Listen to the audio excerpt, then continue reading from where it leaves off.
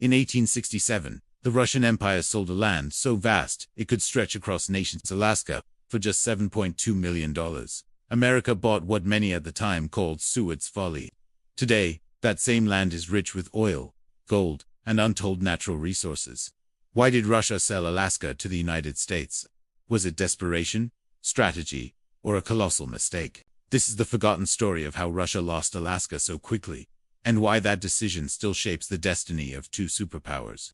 The mid-19th century was an era of empires at their peak, but also at their breaking points. The Russian Empire, ruled by Tsar Alexander II, stretched from Poland to Siberia. Among its distant possessions lay Russian America, a frozen frontier of forests, mountains, and glaciers. To most Russians, Alaska was little more than an icy wilderness. The Russian-American company had established trading posts, but profits were dwindling. Fur resources were declining, indigenous resistance grew stronger, and the land seemed impossible to defend. Meanwhile, Russia was still reeling from the Crimean War, 1853 to 1856. Defeated by Britain and France, Russia feared that if another conflict erupted, it could lose Alaska to a stronger naval power without compensation. Britain, with its colonies in Canada, was especially threatening. It was in this climate of weakness and anxiety that Russia began to consider selling Alaska. And across the Pacific, a rising United States saw an opportunity it could not ignore. Negotiations began in secret. In Washington, Secretary of State William H. Seward, an ambitious expansionist, believed Alaska could be America's gateway to Asia. For Russia, selling the land meant quick money and one less vulnerability. But danger was closing in. Russia knew that Alaska was indefensible. Its garrisons were few, its settlers scattered, and the empire's attention was fixed on Europe and Central Asia. Should war break out with Britain, Alaska would be impossible to protect. Better to sell it to the United States, an emerging power that was, at the time, no enemy. In March 1867, the deal was struck. $7.2 million in gold, about 2 cents per acre. The treaty was signed, and Alaska officially became American territory. At first, the reaction was ridicule.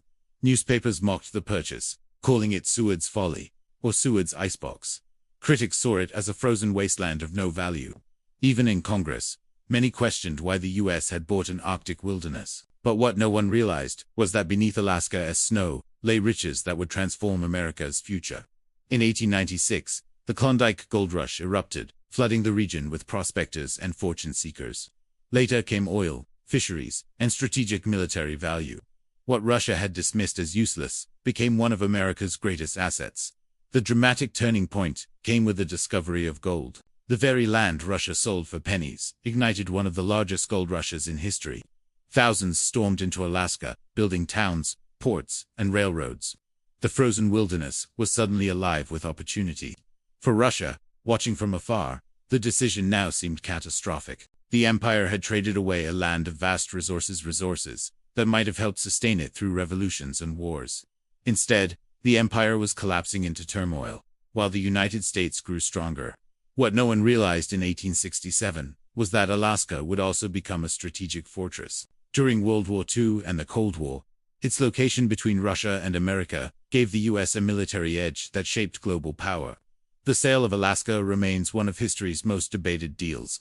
For Russia, it was a pragmatic decision, at the time a distant, indefensible territory exchanged for money. Yet in hindsight, it symbolized short-sightedness, a surrender of future wealth and power. For the United States, Alaska became proof that expansion could bring untold riches. Gold, oil, and fisheries turned the land into an economic powerhouse. Its strategic value during the Cold War confirmed that Seward's vision had been far from foolish. Why did Russia sell Alaska to the United States? Because in the 19th century, it seemed worthless. But history has shown that what one nation discards can become another nation's fortune.